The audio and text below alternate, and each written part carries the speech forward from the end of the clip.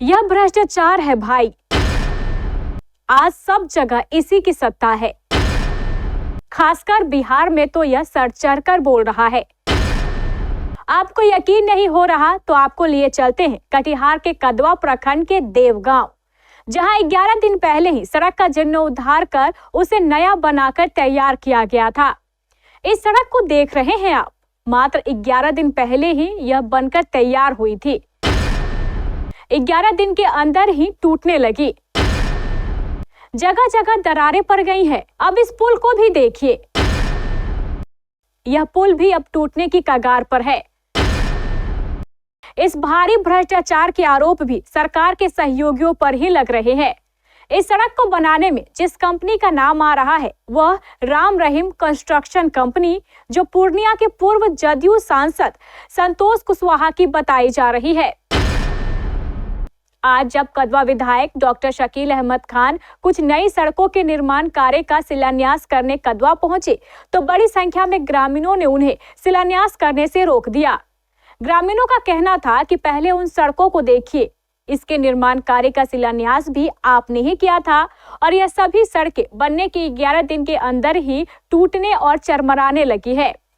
विधायक शकील अहमद खान को ग्रामीण अपने साथ उन सड़कों की स्थिति दिखाने के लिए भी ले गए। रोड है और बगल में ही खोद रहा, वहाँ चिन्हत भी है, देख लीजिए। हम ड्राइवर को बोले रे मट्टी तो थोड़ा लेते हो ना, थोड़ा नीचे से लो ना, यहाँ से लोगे तो जाइए जाइए आप जाइए, नहीं काटेंगे मिट्टी, हटाया बस रवाना हो गया ड्राइवर गाड़ी लेकर के। वैसे पड़ा हुआ है रोड, अब बदलाव करेगा उसको हम लोग मुंशी जी गलत है बोलेंगे। आप बुलाइए उस ड्राइवर को, हम उतार के मार देंगे, हमारे कहने से मार देते ड्राइवर को, भेजे तो फिर अभी हम पर भारी हो जाएगा तो भाई छोड़े का है।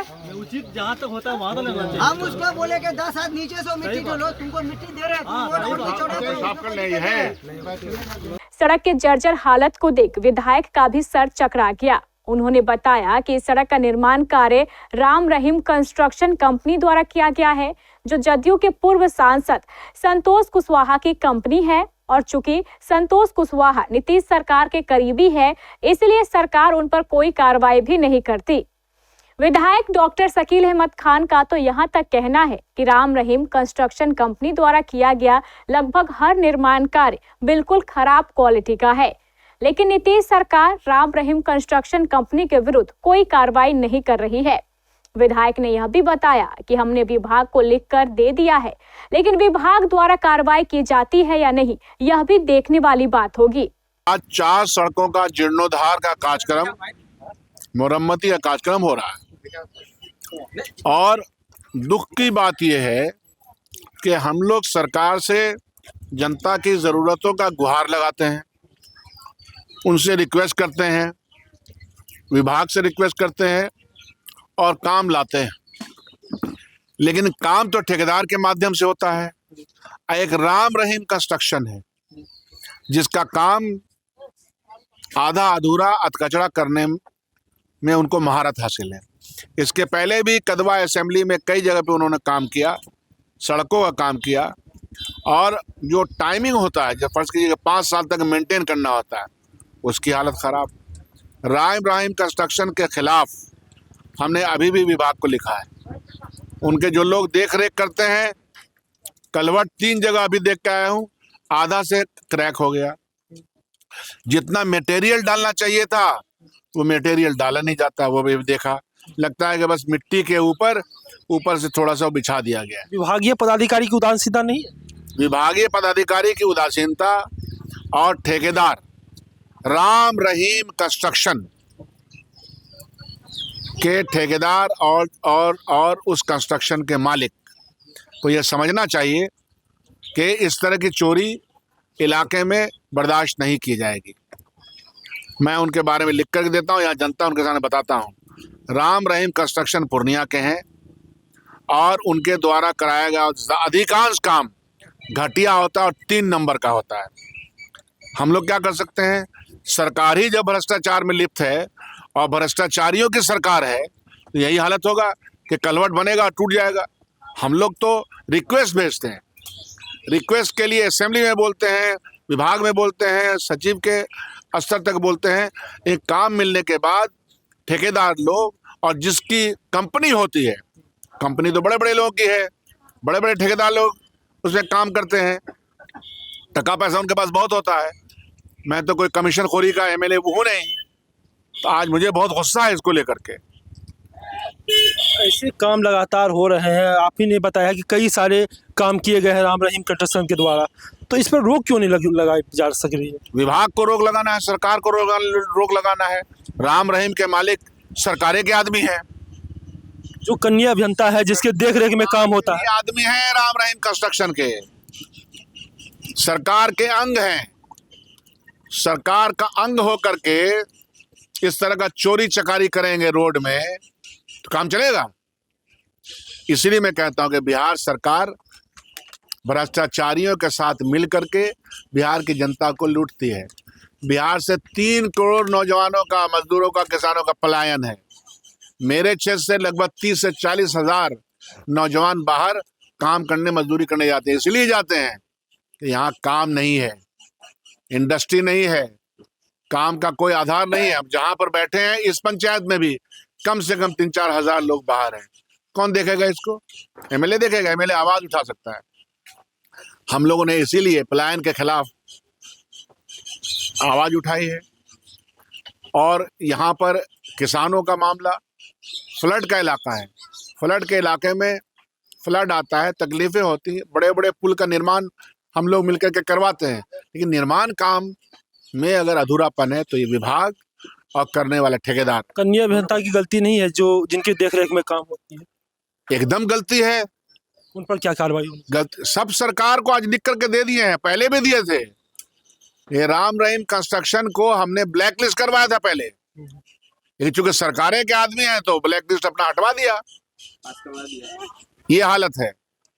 छोटा मुर्गी को क्या पकड़िएगा, चिंगड़ी पुटिया को। बड़का शार्क लोग लगा रहता है, ठेका दिलाने, ठेका वाले सारे कंपनी जो है बड़े बड़े लोगों के कंपनी, और सब सरकार के साथ घाल मिल करके भ्रष्टाचार करते हैं। कोई ऐसा डिपार्टमेंट नहीं है जो सरकार के आदमी से लिप्त नहीं है। मौजूद है हम कदवा प्रखंड के ये भर्री पंचायत में, और ये जो सड़क है ये 10 दिन पहले बनी है और वर्तमान समय में टूट गई है। इसी रास्ते से होते हुए विधायक साहब जा रहे थे, जिसे ग्रामीणों ने रोका है और इस सड़क की स्थिति को ग्रामीणों ने दिखाया है। क्या कुछ कहते हैं ग्रामीण, आइए उन्हीं से बात करने का प्रयास करते हैं। जी, क्या नाम हुआ आपका? दिलीप कुमार मंडल। जी, कितना दिन पहले रोड बना था ये? बस वही 10-11 रोज पहले। अच्छा, टूट गया वर्तमान समय में? देखिए, ग्रामीणों के द्वारा शुरू से जब निर्माण कार्य शुरू हुआ तभी से प्रयास किया जा रहा था कि काम में, गुणवत्ता में किसी तरह का कमी नहीं होना चाहिए। आम लोगों का जो कहना यही था कि रोड बने, पुल बने और उसमें किसी तरह का काम में ढिलाई नहीं होना चाहिए। लेकिन ये दुर्भाग्य की बात है, इतना होने के बावजूद आज हम लोग देख रहे हैं कि रोड धंस गया है। रात में जो है सरकारी नियमों को ताक पे रख के काम करवाया जाता है, उसके बाद जब सड़क टूट जाती है तो खाना पूर्ति होती है। और भी हमारे साथ कुछ लोग हैं, उनसे भी बात करने का प्रयास करते हैं। क्या नाम हुआ आपका? मनोज कुमार पाठक जी, कैसे ये रोड टूट गई है? ये रोड जो है पहले जैसे बनाने के लिए आया, हम लोग को काम पसंद नहीं पड़ा तो हम लोग काम रोके तो उसके बावजूद 12:30 बजे रात में आके ये रोड का ढलैया किया, यहाँ भी किया और आगे भी किया है। तो वहाँ देख लीजिए, रोड का सामने में है आपका, रोड टूट गई। उधर से एमपी साहब आए, विधायक साहब आए। विधायक साहब को वहीं बजरंगबली चौक पे हम बोले, उनको पहला आवाज हम ही लगाए कि सर पहले रोड का कीजिए, इंक्वायरी कीजिए कैसा रोड बना है, उसके बाद आप शिलान्यास कीजिएगा। लेकिन विधायक नहीं माना हम लोग का बात, वो शिलान्यास किया, वहाँ शिलान्यास करके निकल गए। आप लोग दिखाए रोड? हाँ, रोड दिखाए। क्या बोले विधायक? उठा के भी लेके गए हैं, वो कितना मटेरियल डाले हैं वो उठाए वहाँ से, उसके बाद गाड़ी में रखे हैं, वो अपने लेके गए, बोले हम इसके ऊपर कार्रवाई करते हैं। विधायक साहब जरूर अपने साथ जो है इसका जो है सैंपल लेके गए हैं, लेकिन जांच क्या होगी वो देखने वाली बात है। देखिए, सड़क को हम दिखा दें कि ये देखिए, ये 10 दिन पहले जो है, 10 से 11 दिन पहले जो है ये सड़क का निर्माण कार्य हुआ है और वर्तमान समय में यह सड़क जो है वो टूट गई है। देखिए, अभी भी पाँव रखेंगे तो वो टूटती हुई चली जा रही है। इतनी गुणवत्ता खराब है जिसकी कोई बात ही नहीं की जाए, क्योंकि ठेकेदार जो है वो इसे जो है हड़बड़ी में बना के वो निकलते गए। और देखिए ये जो है पुल है और ये बाढ़ पीड़ित इलाका है, बांध के अंदर बसे हुए गांव है और बाढ़ पीड़ित इलाका है। बाढ़ पीड़ित इलाकों में यदि इस प्रकार से काम होता है तो कहीं ना कहीं सरकारी नियमों को ताक पर रख के काम किया गया है। ऐसे पदाधिकारी जो इस पर जो काम करवा रहे थे उन पर भी जांच होनी चाहिए कि आखिर इस प्रकार से कैसे काम हो गया, जिसको जो है ये 11 दिन के अंदर ही जो है वो सड़क टूट गया है। बहरहाल जो भी हो, मामले में जांच होनी चाहिए और दोषियों पर उचित कार्रवाई होनी चाहिए। अब सवाल तो लोकतंत्र में जनता के पैसों की बर्बादी को लेकर है। सवाल इस बात का भी है कि क्या सरकार के करीबी होने से किसी भी कंस्ट्रक्शन कंपनी को इस तरह लूट खसोट करने का अधिकार है?